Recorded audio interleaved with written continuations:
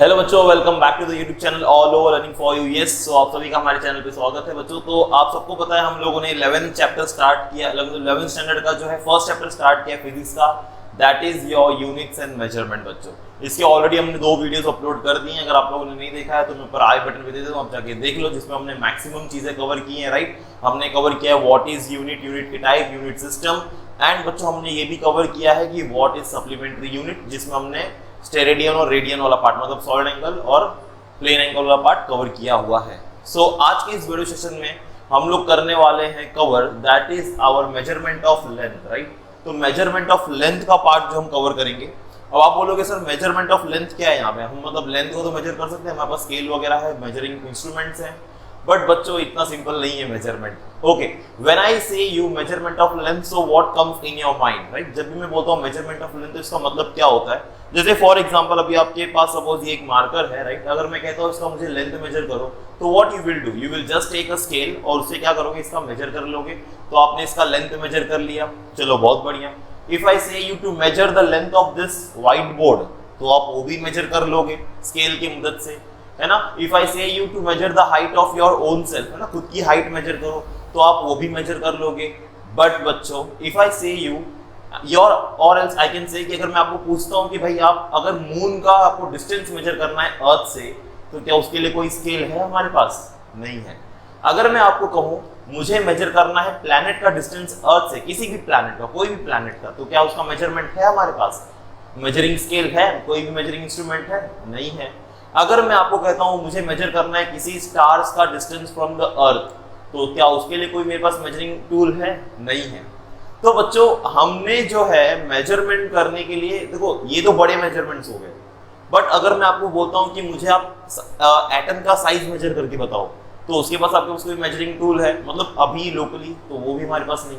तो इन सबको मेजर करने के लिए हमारे पास कुछ ना कुछ एक अलग टेक्निक है, कुछ अलग इंस्ट्रूमेंट्स हैं, जिससे हम इनके जो लॉन्ग डिस्टेंस है और जो बहुत ही शॉर्ट डिस्टेंस है इनको हम मेजर कर सकते हैं। जैसे मैं आपको कहूंगा यहाँ पे एक सबसे इंपॉर्टेंट चीज है, दैट इज पैरेलैक्स।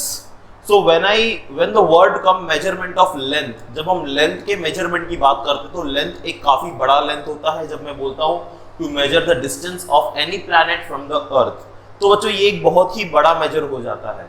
तो इस मेजर में हम क्या करते हैं, पैरेलैक्स मेथड का यूज करते हैं, and by using parallax method we can find out the distance of that planet or a moon or any star from the earth, वो हम find out कर सकते हैं। अब यहाँ पे क्या होगा, पैरेलैक्स मेथड जो है बच्चों ये क्या होता है, तो सबसे पहले अंडरस्टैंड करते हैं what is parallax method, and then हम इसके इफेक्ट्स पे आएंगे, इसके एप्लीकेशन पे आएंगे, और इससे हम क्या क्या फाइंड आउट कर सकते हैं, कौन कौन से लेंथ कैलकुलेट कर सकते हैं, उसके बारे में हम बातें करेंगे। तो पैरेलैक्स जो है मैंने उसे तो यहाँ पे डिफाइन किया हुआ है। Parallax is defined as the apparent change in the position of an object due to the change in the position of an observer। नहीं समझा कोई बात नहीं, मैं समझाता हूँ। देखो पैरेलैक्स मेथड बहुत बार हम लोगों ने देखा है। फॉर एग्जांपल अगर मैं आपको दिखा दूं, लेट्स से सपोज ये एक पॉइंट है, ठीक है। अब आप क्या करो ना, इस पॉइंट के सामने, अभी आपका मोबाइल फोन है या आप लैपटॉप के या कंप्यूटर की स्क्रीन पे देख रहे हो, इसके सामने ना आप अपनी उंगली रखो, मतलब आप इसे उंगली ऐसे रखो और आपकी एक आंख क्या करोगे, आप बंद करोगे। राइट, तो what you will do, you will close your one eye, आप अपना एक आंख क्लोज करोगे और एक आंख की मदद से इसे देखोगे, ठीक है, और वहां पे अपने इस फिंगर को एडजस्ट कर दो। फिर आप क्या करो, जैसे for example you close your right I और लेफ्ट आई से उसे देखो, लेफ्ट आंख से देखो, और ये जो आपका फिंगर का टिप है वो उसके डॉट के ऊपर हो, डॉट के नीचे होना चाहिए, मतलब आपका ये जो डॉट है वो जस्ट फिंगर के ऊपर होना चाहिए, ठीक है। और फिर आप क्या करो, अपनी राइट आई ओपन करो और लेफ्ट आई को क्लोज कर दो, तो यू विल सी दैट कि ये जो है लेफ्ट साइड में शिफ्ट हो गया है थोड़ा सा। क्या आपको ऐसा महसूस हो रहा है बच्चों?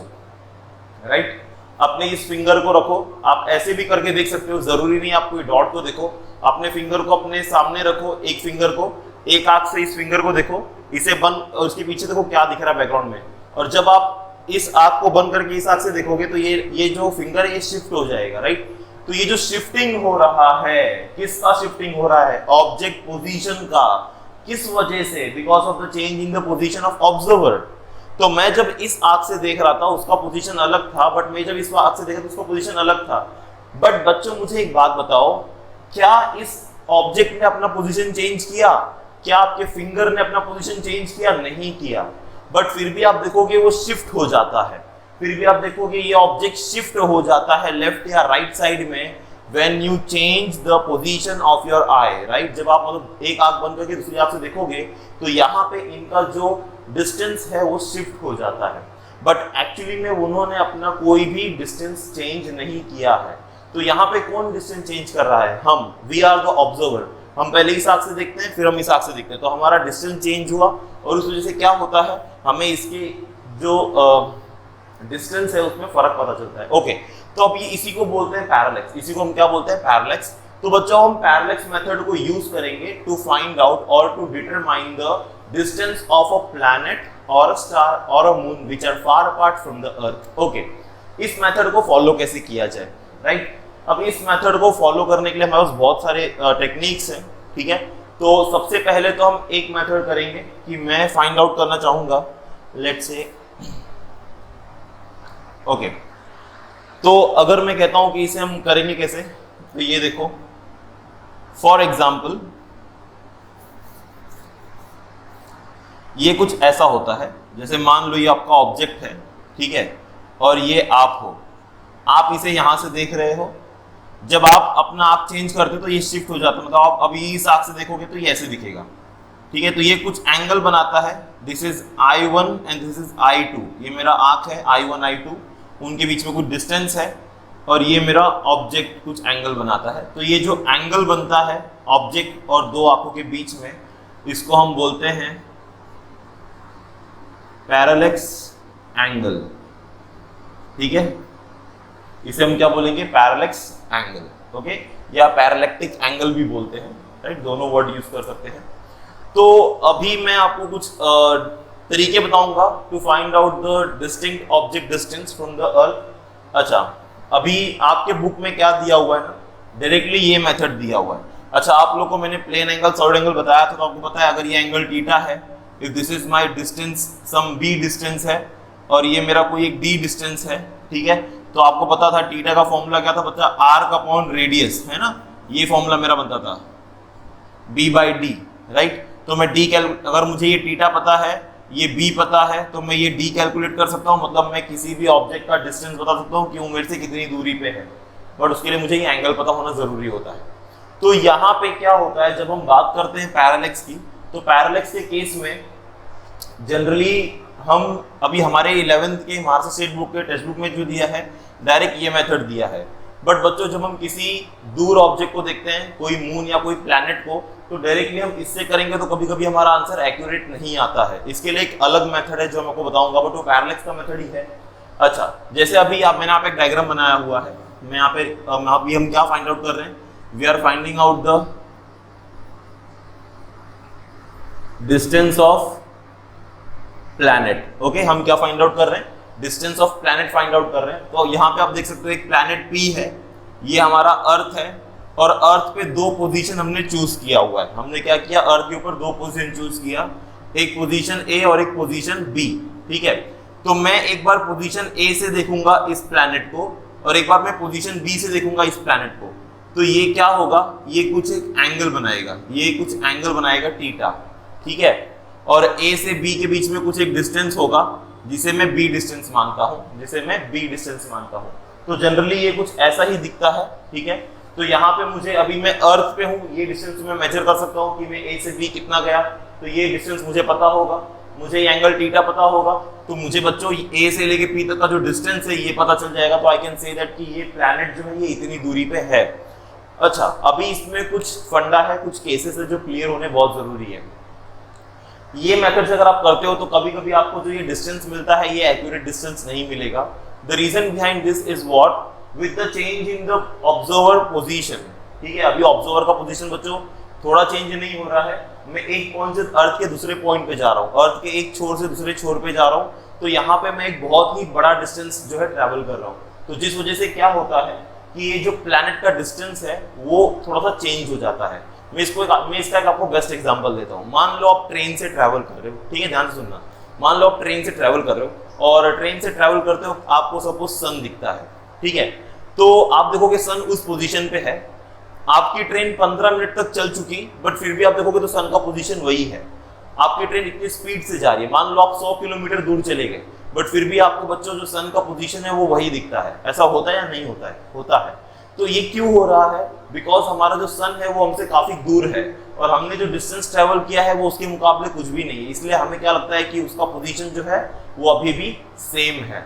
बट जब हम बहुत बड़ा डिस्टेंस ट्रेवल करते हैं, तो उसके डिस्टेंस में या उसके पोजीशन में थोड़ा सा चेंजेस आ जाता है, ठीक है।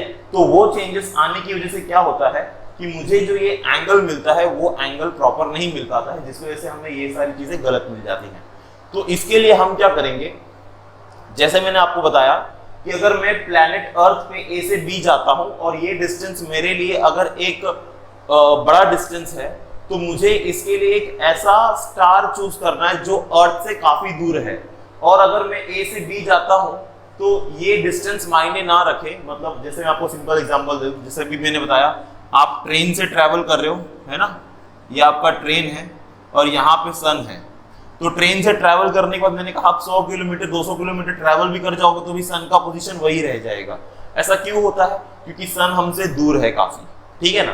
तो मैं जब किसी प्लैनेट की बात करता हूं, अगर मैं अर्थ पे ए से बी जाता हूं तो क्या होता है, अभी जैसे मैं अर्थ पे इतना बड़ा डिस्टेंस ट्रैवल करता हूं तो क्या होता है, इसके पोजीशन में थोड़ा सा चेंजेस आ जाता है।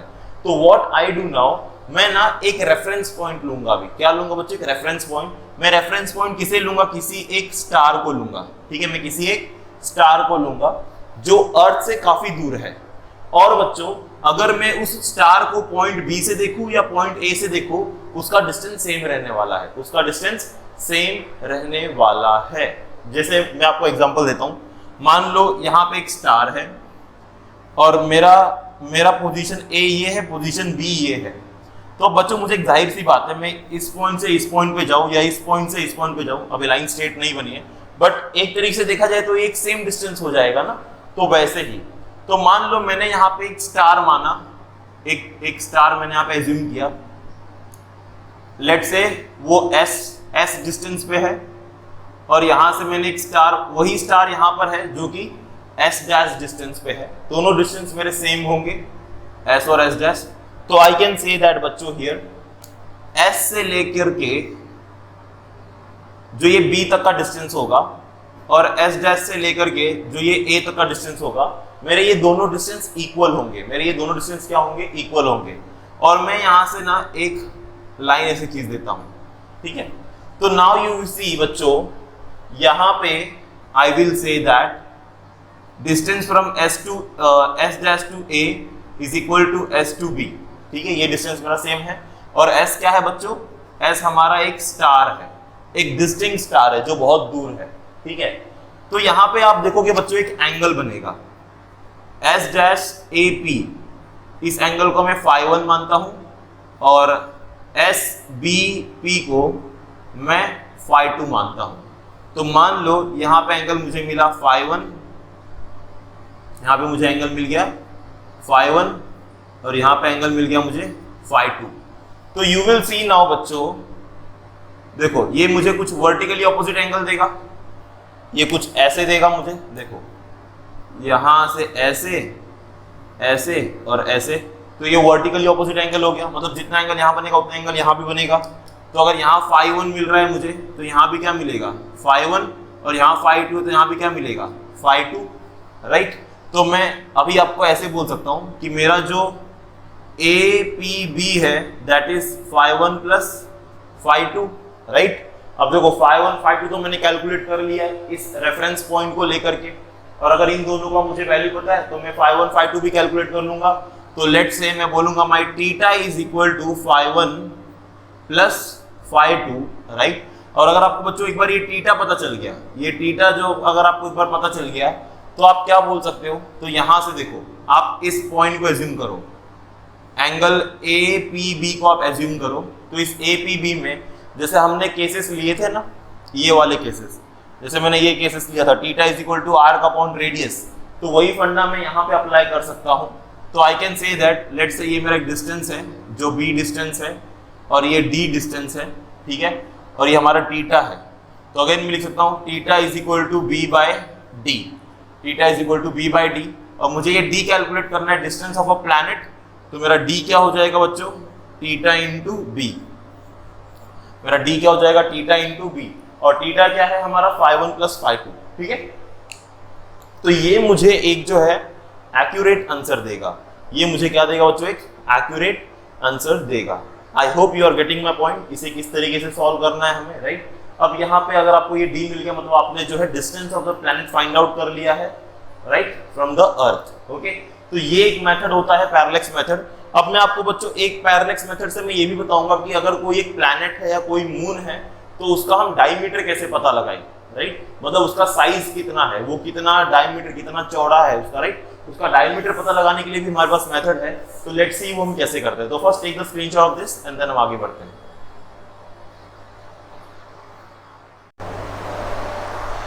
सो वेल बच्चों, now we will see the measurement of distance to star. मगर अगर कोई एक स्टार है जो अर्थ से बहुत दूर है तो उसका मेजरमेंट कैसे लिया जाए। देखो जब हम बात करते हैं किसी प्लैनेट या मून की तो उसका मेजरमेंट तो मैंने इसके पिछले वीडियो में बता दिया, राइट, मतलब इसके पिछले लेक्चर में बता दिया।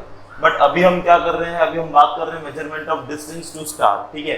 तो measurement of distance to star में मुझे क्या करना है, अभी जैसे कोई एक स्टार है जो अर्थ से काफी दूर है तो वो मेजरमेंट करने के लिए क्या मेथड लगेगा। इसके बाद हम करेंगे measurement of size of a planet और अ स्टार। अगर कोई प्लैनेट है या कोई स्टार है उसका मुझे साइज मेजर करना है तो उसके लिए हम क्या मेथड अप्लाई करेंगे। And next measurement of very small distance, है ना, कोई जैसे मैंने कहा कि किसी एटम का रेडियस क्या है, राइट, तो ये बहुत ही स्मॉल डिस्टेंस होता है। If I ask you the size of an electron then this become a very small distance measurement and that we will do with the help of some instrument which I will say you how to measure. Okay, अच्छा, अभी यहाँ पे सबसे पहले हम बात करेंगे measurement of distance to star. Okay, ये हमारा मेजरमेंट ऑफ लेंथ का पार्ट ही चल रहा है अभी। ओके, देखो बच्चों ऐसा होता है जब मैं किसी बहुत ही लार्ज डिस्टेंस की बात करता हूँ, मतलब कोई एक स्टार की बात करता हूँ। अच्छा, अभी आपको एक डेटा दिया हुआ है आपको बुक में कि हमारा जो अर्थ है, हमारे अर्थ का जो नियरेस्ट स्टार है वो तो सन है ना। हमारे अर्थ का नियरेस्ट स्टार क्या है, सन है।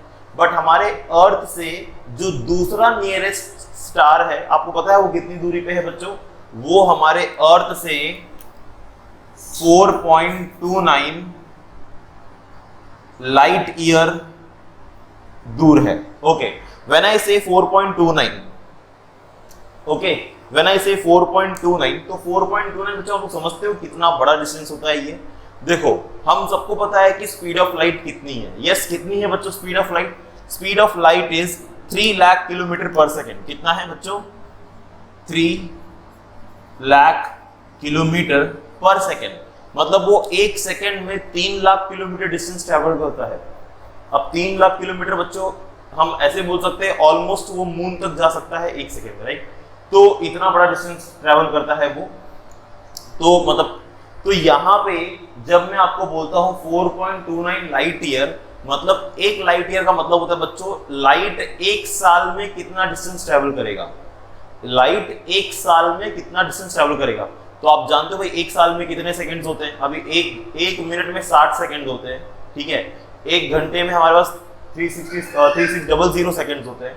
तो अभी आप इमेजिन करो कि एक साल में कितने सेकंड्स होंगे, उसको 3 लाख से मल्टीप्लाई करो, यू सी कितना ज्यादा किलोमीटर आएगा। तो उतनी दूरी पे एक स्टार है ये वाला, ठीक है। तो अभी यहाँ पे क्या होता है, जब कोई स्टार बहुत दूर होता है तो अर्थ से, अभी देखो हमें अर्थ पे क्या करना पड़ता है बच्चों, अभी मैंने आपको बताया था कि ये अर्थ है, तो अर्थ पे हम 2 पोजीशन लेते हैं, पोजीशन ए और पोजीशन बी, और ये ऑब्जेक्ट है तो ये डिस्टेंस मेजर करते हैं कुछ इस तरीके से। बट अगर ये ऑब्जेक्ट बहुत दूर है तो ये ए बी बहुत छोटा पड़ जाता है। तो इसके लिए हम लोग क्या करते हैं ना, हम एक नया मेथड लेते हैं। उस मेथड में हम क्या करते हैं, हम अर्थ का ऑर्बिट लेते हैं। This is our sun. So we assume that कि सन जो है अर्थ के ऑर्बिट के सेंटर में है।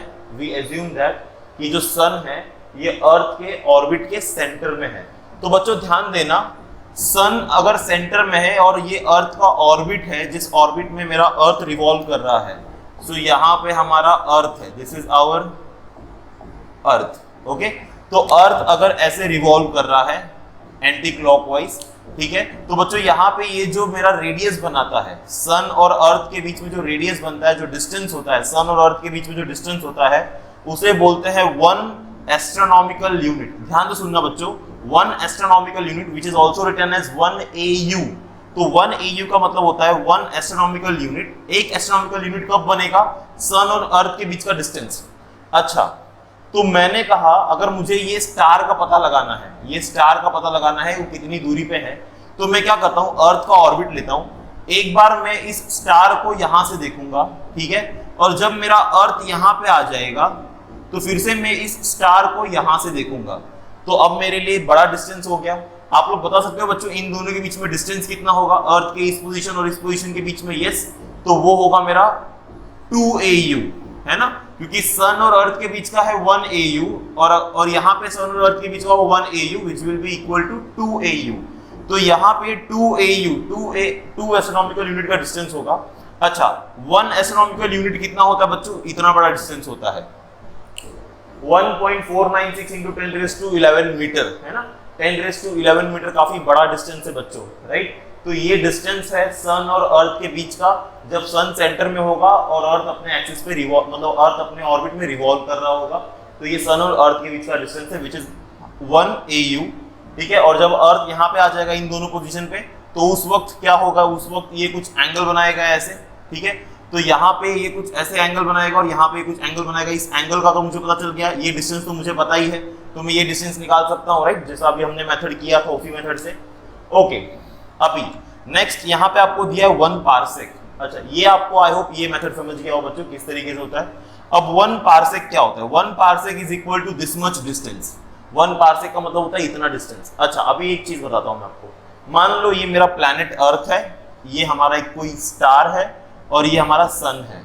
बच्चों, अगर ये अर्थ के और ये स्टार के और ये सन के बीच में जो एंगल बना है, अगर ये मेरा एंगल 1 सेकेंड का होगा, ध्यान से सुनना, अगर मेरा एंगल 1 सेकेंड का बनता है तो उस वक्त सन से लेके ये स्टार से लेके सन तक का जो डिस्टेंस होगा that will be 1 parsec, right, that will be 1 parsec. और 1 पार्सेक कितना होता है? 3.08 into 10⁻16 metre, which is also equivalent to 3.26 light year. मतलब अगर ये 1 सेकेंड का डिस्टेंस बनाता है, मतलब ये स्टार जो है वो इतनी दूरी पे है, 3.26 लाइट ईयर या फिर 3.08 into 10⁻16 metre. I hope you are getting the points बच्चों। तो this is a way to measure the very distant star distance. अगर कोई एक स्टार बहुत ही दूर है तो हम डायरेक्टली अर्थ से मेजर नहीं कर सकते, तो हम क्या करते हैं, अर्थ का एक पॉइंट लेते हैं और अर्थ जब इस ऑर्बिट से इस पॉइंट पे आएगा तो ये दोनों लेके हम इसका मेजरमेंट लेते हैं कि कितनी दूरी पे है ये। और ये एंगल अगर मुझे पता है कि अगर ये 1 मिनट का एंगल बना रहा है, तो सॉरी 1 सेकेंड का एंगल बना रहा है, तो ये मेरा डिस्टेंस इतना हो जाएगा, ठीक है। So this is what the measurement of a distance of a star, right, जिसमें आपको ये मेजरमेंट से याद रखना है। 1 एस्ट्रोनॉमिकल यूनिट क्या होता है, 1 लाइट ईयर क्या होता है, 1 पार्सेक क्या होता है और इनकी यूनिट्स कितने हैं, ठीक है। तो मैंने बता दिया था 1 एस्ट्रोनॉमिकल यूनिट क्या होता है, सन और अर्थ के बीच का डिस्टेंस जब सन सेंटर में होगा और अर्थ अपने ऑर्बिट में रिवॉल्व कर रहा होगा, तो इसको बोलेंगे 1 एस्ट्रोनॉमिकल यूनिट। 1 लाइट ईयर मतलब बच्चों जब लाइट एक साल में कितना डिस्टेंस ट्रेवल करता है उसे हम बोलते हैं 1 लाइट ईयर डिस्टेंस। और 1 पार्सेक क्या होता है बच्चों, जब मेरा स्टार और अर्थ के बीच में और सन के बीच में जब एंगल मेरा 1 सेकेंड का बनेगा, तो उस वक्त जो सन और स्टार के बीच का डिस्टेंस होगा वो डिस्टेंस मेरा होगा 1 parsec. I hope you got the point कि किस तरीके से है। Next we will talk about the measurement of size of a planet और अ स्टार। अगर कोई भी प्लैनेट है या कोई भी स्टार है, अगर मुझे उसका साइज मेजर करना है कि वो कितना, उसका डायमीटर कितना है, कितना चौड़ा है, कितना लंबा है, तो उसके लिए हम क्या करेंगे, यहाँ पे हम फिर से वही मेथड अप्लाई करेंगे। देखो ये हमारा अर्थ है, ठीक है, ये मेरा कोई प्लैनेट या कोई स्टार है जो हमसे दूर डिस्टेंस पे है, तो हम क्या करेंगे, यहाँ पे अर्थ के में एक ही पॉइंट ए से मैं ये जो प्लैनेट है इस प्लैनेट का ये पॉइंट देखूंगा और ये पॉइंट देखूंगा, और वो जो एंगल बनाएगा अल्फा एंगल, वो जो मेरा अल्फा एंगल बनाएगा उस अल्फा एंगल को मैं मेजर कर लूंगा। तो यहाँ पे हम फॉर्मूला क्या लिखेंगे बच्चों, तो ये मेरा डायमीटर देगा मुझे, तो माई अल्फा विल इक्वल टू, अब यहाँ से यहाँ तक का डिस्टेंस देखो, ऑब्वियसली उस प्लैनेट का अब मुझे डिस्टेंस तो पता होगा।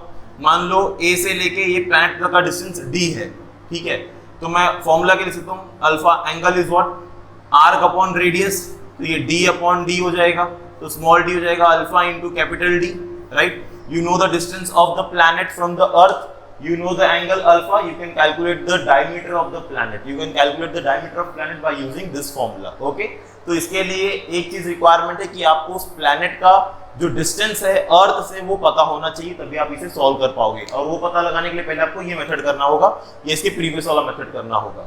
इसके बाद हमारा आता है बच्चों measurement of very small distance. जब हम बात करते हैं डिस्टेंस के मतलब मेजरमेंट ऑफ डिस्टेंस की, तो डिस्टेंस कभी कभी बहुत छोटे भी हो जाते हैं। बहुत छोटे डिस्टेंस की अगर मैं बात करूं तो जैसे मैंने आपको बताया था एक सेल, ह्यूमन सेल का डिस्टेंस, या अगर मैं बात करूं एक एटम का distance, size of the atom, या रेडियस ऑफ द एटम, या साइज ऑफ एन इलेक्ट्रॉन, तो ये काफी छोटे डिस्टेंस हो जाते हैं। और इन छोटे डिस्टेंस को मेजर करने के लिए अभी देखो मैंने यहाँ पे कुछ इंस्ट्रूमेंट्स के नाम लिखे हुए हैं बच्चों। ये जो दो इंस्ट्रूमेंट आप लोग देख रहे हो, ठीक है, वर्नियर कैलिपर और माइक्रो स्क्रू गेज, ये दोनों इंस्ट्रूमेंट यूज तो होते हैं स्मॉल डिस्टेंस को मेजर करने के लिए। जैसे मैं आपको बता दूं फॉर एग्जांपल, अगर एक कोई बुक है, बुक का एक पेपर है, मान लो ये मेरे पास एक बुक है, ठीक है। अब इस बुक में एक पेपर है, तो बच्चों इस पेपर का जो थिकनेस है वो कितना है? ऑब्वियसली इसका थिकनेस तो बहुत ही कम होगा, राइट, इसका थिकनेस बहुत ही कम होगा। या फिर मैं आपको बोलूँ ये हमारा जो हेयर है, इस हेयर का थिकनेस क्या है, राइट, या कोई एक वायर है बहुत पतला सा, उसका थिकनेस क्या है। तो वो सारे थिकनेस को फाइंड आउट करने के लिए हम क्या करते हैं, इन इंस्ट्रूमेंट का यूज करते हैं, राइट, माइक्रो स्क्रू गेज और वर्नियर कैलिपर का, जिससे हमें बहुत ही स्मॉल डिस्टेंस पता चल जाता है।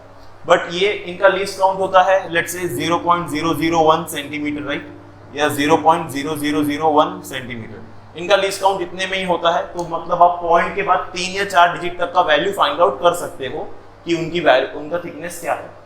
बट बच्चों अगर मैं बोलता हूँ साइज ऑफ एटम या रेडियस ऑफ एटम की, तो आपको पता है कि रेडियस ऑफ एटम इज 10⁻15 है ना। तो ये काफी जो है छोटा डिस्टेंस है, -15 तो ये बहुत ही छोटा डिस्टेंस है। और उस डिस्टेंस को मेजर करने के लिए we will use electron microscope या फिर टनलिंग इलेक्ट्रॉन माइक्रोस्कोप। अब बच्चों ये किस तरीके से काम करते हैं? ये काम करते हैं ऑन वेवलेंथ, ठीक है।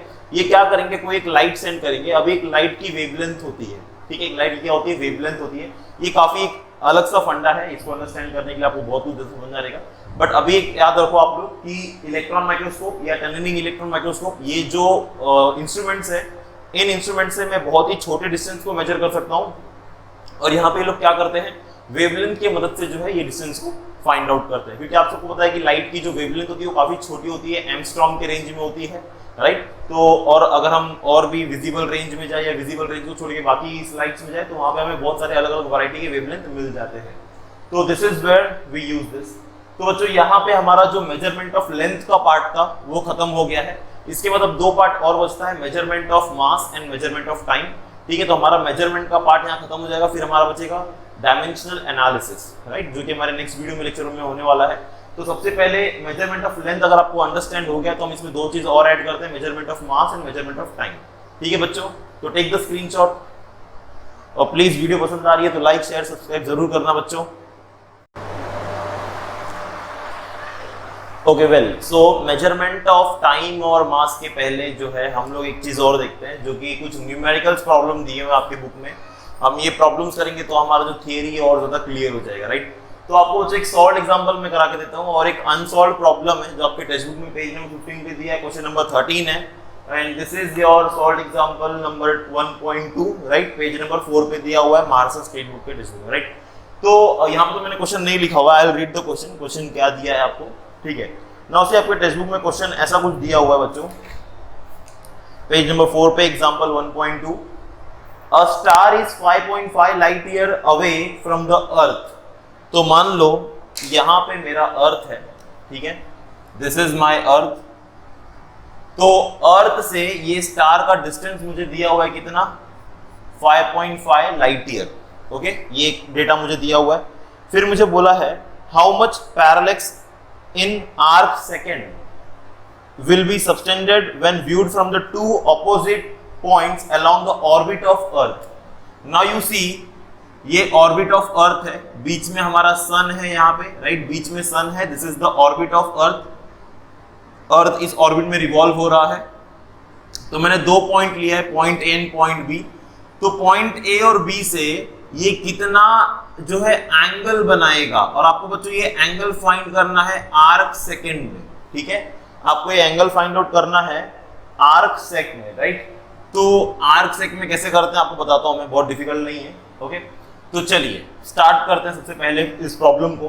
तो सबसे पहले तो हमारा इस प्रॉब्लम को सॉल्व करने के लिए फॉर्मूला आपको क्या बनेगा, देखो अभी आपको पता है कि S से लेके B तक का जो डिस्टेंस होता है वो होता है 1 AU, अभी किया था हमने, और यहाँ पे भी कितना होगा 1 AU।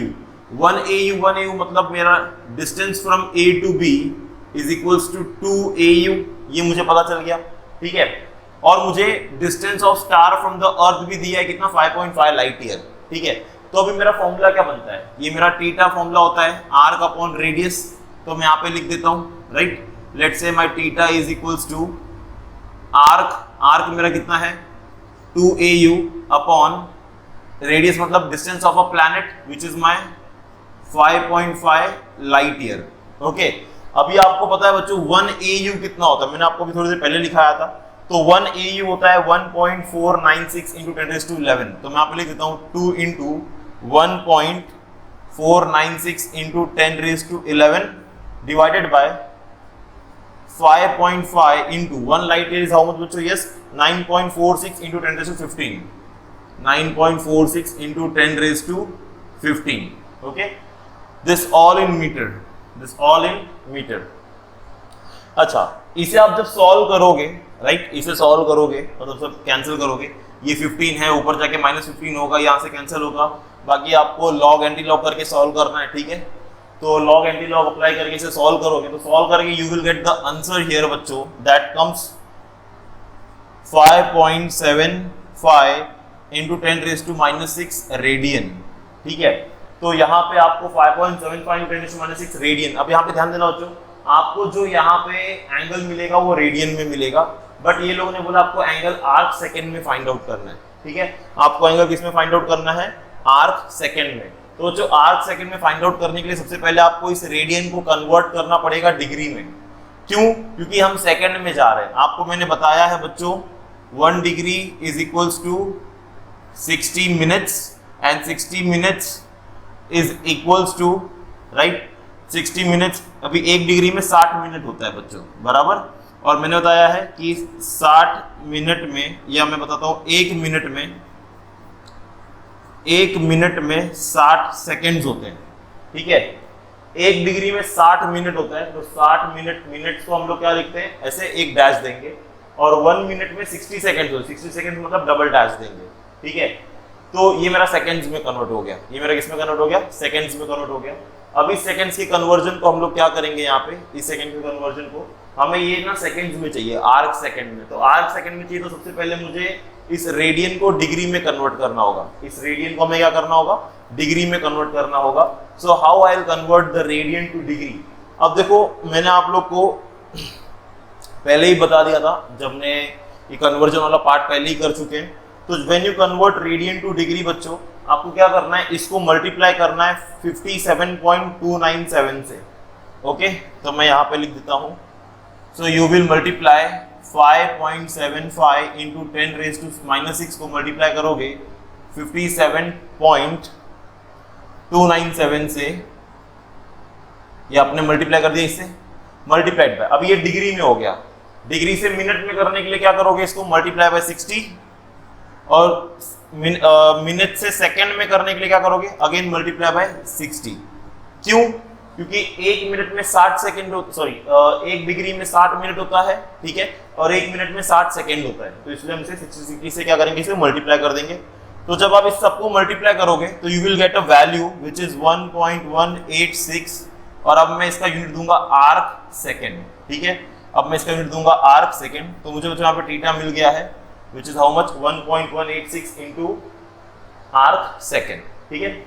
ओके, तो ये प्रॉब्लम काफी सिंपल था। अब यहाँ पे प्रॉब्लम कहाँ पे आएगी, अगर आपको यहाँ पे लॉग एंटी लॉग नहीं आता है तो इस पे प्रॉब्लम आ सकती है, ठीक है। अगर किसी को लॉग एंटी लॉग नहीं आता तो आप बोलोगे सर आपने बता तो दिया ये, बट इसे सॉल्व कैसे करेंगे, राइट। तो इसके लिए लॉग एंटी लॉग का आना बहुत जरूरी है बच्चों। तो मैं अभी इसको लॉग एंटी लॉग से तो नहीं कर रहा हूँ, बट मैं आपको ना लॉग एंटी लॉग बुक कैसे यूज करना है उसके ऊपर मैं एक अलग से वीडियो अपलोड कर दूंगा यहाँ पे, जिससे आपको, आई थिंक ये चैप्टर खत्म होने के बाद उसको हम ले लेंगे, तो जिससे आपका कैलकुलेशन पार्ट काफी ईजी हो जाएगा, ठीक है। तो how to use log and anti log, that we will do. Okay, फिर बच्चों आपको यहाँ पे पेज नंबर 15 पे क्वेश्चन नंबर 3 दिया, जो कि एक अनसॉल्व्ड क्वेश्चन है, ठीक है, जो कि एक अनसॉल्व्ड क्वेश्चन है।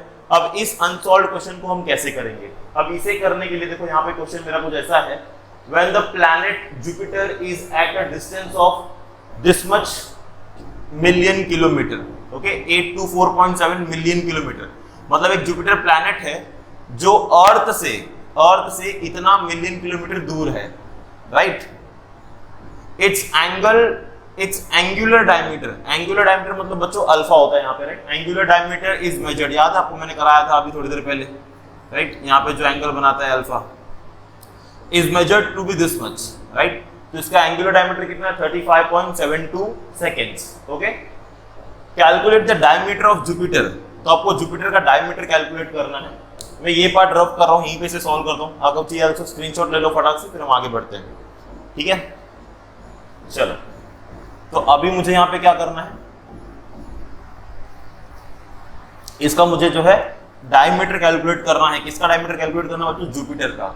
तो जुपिटर का डायमीटर कैलकुलेट करने के लिए what you will do, yes, now see, मैं अभी जुपिटर का डायमीटर कैलकुलेट करके दिखाऊंगा किस तरीके से you will calculate the diameter of Jupiter. तो मैंने यहाँ पे पहले तो कुछ गिवन डेटा आपको दिया हुआ है। सी गिवन क्या है आपका? एंगुलर डायमीटर अल्फा, जो कितना दिया था? 35.72 सेकेंड्स। अच्छा, ये सेकेंड्स में पहले तो इसको रेडियन में कन्वर्ट करो, ठीक है? क्योंकि हम सेकेंड्स में अभी नहीं रखना चाहते हैं। रेडियन में करने के लिए क्या करोगे? देखो ये कन्वर्जन है, दिस कन्वर्जन मैंने पहले बता दिया जब मैं आपको यूनिट्स बता रहा था। 1 डिग्री 60 मिनट, 1 डिग्री को मिनट्स में कन्वर्ट करोगे तो आपको इससे मल्टीप्लाई करना है। 1 डिग्री को मिनट्स में कन्वर्ट करोगे, 1 डिग्री को अगर आपको रेडियन में कन्वर्ट करना है, 1 डिग्री को रेडियन में कन्वर्ट करना है तो you will multiply by this value. 1 minute is equal to this much radian and 1 second is equal to this much radian. ये कैसे आता है? सिंपल है, ये पहले वाले वैल्यू को डिवाइड बाय 60 कर दो तो ये आ जाएगा, सेकंड वाले वैल्यू को डिवाइड बाय 60 कर दो तो ये आ जाएगा। डिवाइड बाय 60 क्यों कर रहे हैं? क्योंकि हम डिग्री से मिनट में जा रहे हैं, मिनट से सेकंड्स में जा रहे हैं, इसलिए डिवाइड बाय 60 करते जाएंगे, ओके? तो मुझे अभी देखो सेकंड में दिया हुआ है, मेरे पास क्या है? सेकंड्स में है, तो मैं इस वाले से मल्टीप्लाई करूंगा। तो देखो मैंने 35.72 मल्टीप्लाई बाय ये नंबर किया है, ये वाले नंबर को। क्यों? क्योंकि मुझे उसे रेडियन में कन्वर्ट करना है सेकंड्स को। तो मुझे आंसर कितना आ गया? 1.73 × 10⁻⁴ रेडियन। तो now this is converted into radian. Next है मेरा डिस्टेंस ऑफ अर्थ, जो कि मुझे दिया हुआ है कितना? 824.7 मिलियन किलोमीटर। मिलियन मतलब होता है 10⁻⁶ बच्चों, 10 लाख को 1 मिलियन बोलते हैं, तो 10⁻⁶ किलोमीटर। किलो मतलब होता है 10⁻3, किलो मतलब होता है 10⁻3, तो 10⁻⁶ और 10⁻3 विल बिकम 10⁻9, है ना? 10⁻⁶ multiply by 10⁻3 will give you 10⁻9, तो ये 10⁻9 मीटर हो गया, ओके? अब इसके लिए फॉर्मूला क्या है हमारे पास?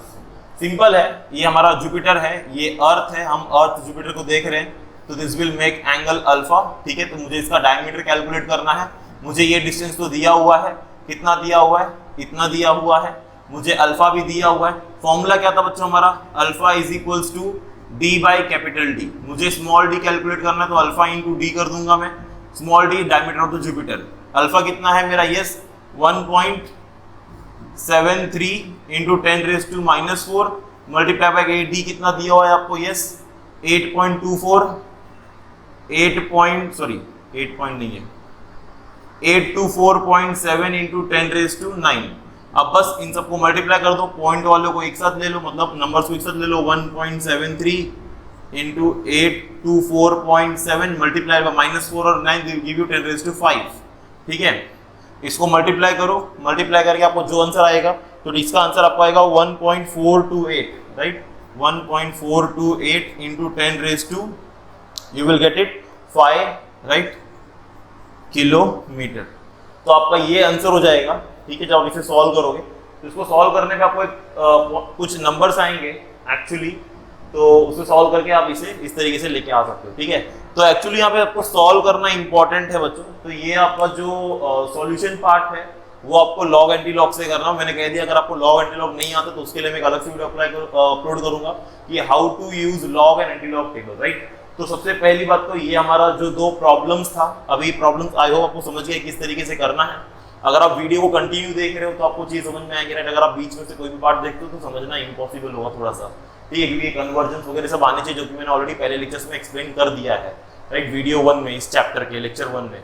ओके, अगर आपको चीजें समझ में आ रही है तो प्लीज चैनल को लाइक शेयर सब्सक्राइब जरूर करो बच्चों, राइट। और ये सारे प्रॉब्लम्स जो हैं, अगर आपको इन सारे प्रॉब्लम्स को सॉल्यूशन चाहिए तो ये सारे प्रॉब्लम को सॉल्यूशन आपको टारगेट पब्लिकेशन के बुक में मिल जाएगा, तो उसका लिंक मैंने डिस्क्रिप्शन में दे रखा है, आप वहां से जाके टारगेट्स के नोट्स डाउनलोड कर सकते हो 11th-12th के लिए, जो कि बहुत ही बेस्ट क्वालिटी के नोट्स हैं, राइट। तो वहां पे आप इसको डाउनलोड करो अमेजोन से, राइट, तो आपको वहां पे कुछ डिस्काउंट भी मिल जाएगा, क्योंकि मैंने लिंक में जो डिस्क्रिप्शन दिया है उसके थ्रू जाओगे तो you will get some discount. Okay बच्चों, तो ठीक है, thank you very much for attending the lecture. Lecture पसंद आए तो प्लीज यार लाइक शेयर सब्सक्राइब जरूर करना बच्चों। मिलते हैं नेक्स्ट लेक्चर में, जिसमें हम मेजरमेंट ऑफ मास और टाइम देखने वाले, ठीक है। अभी ये वीडियो काफी बड़ा हो गया तो मैं इसी में कर देता हूँ। ओके।